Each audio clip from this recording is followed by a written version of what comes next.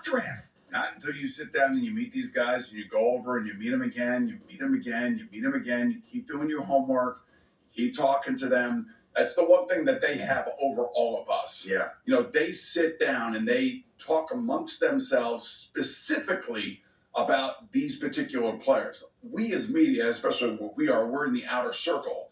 And, we do have contacts within the media, within the NFL. We can get some information, but we don't have nearly the amount of information that these coaching staffs, these general managers and scouts have over us. So, and I'm not saying that's the way it is for those guys that are doing the draft for either NFL Network or ESPN. I don't know how deep their knowledge goes. I do know that guys like Mel Kiper and Todd McShay, they know what the hell they're talking about, but sometimes even they can be biased because they talk themselves into something. And again, we're dealing with human beings here, and you just never know what the hell else is going on, around somebody and the discussions that people are having about them. I fell to the second round. I know how Shedeur Sanders feels. It's embarrassing. You feel like I felt honestly that I was going to be a top 10 pick. I fell out of the top 10. I fell out of the top 20. I fell out of the top 30.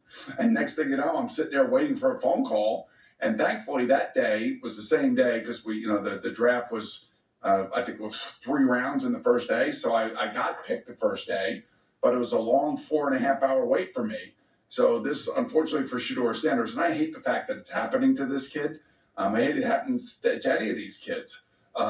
But he has a little bit of egg on his face, a little bit of humble pie on his face, and maybe he has a chip on his shoulder now, and maybe, just maybe, you'll get the best out of him just simply because he now has a wake-up call that, Dad ain't making the pick. Dad's not your coach. Dad is going to be his, do his thing in Colorado, and you now have to be out on your own, and you have to be a kid that's got to grow up into a man relatively quickly.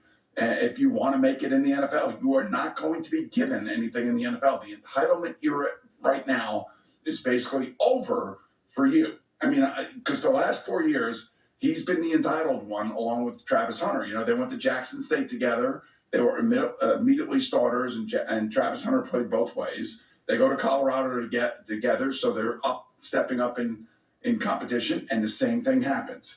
But now it's reality. This is reality. Something happened to him somewhere along the line, interview process, pro day, combine, whatever it may be. He's got to deal with that now, and there's got to be a little bit of humble pie. Yeah, certainly. I don't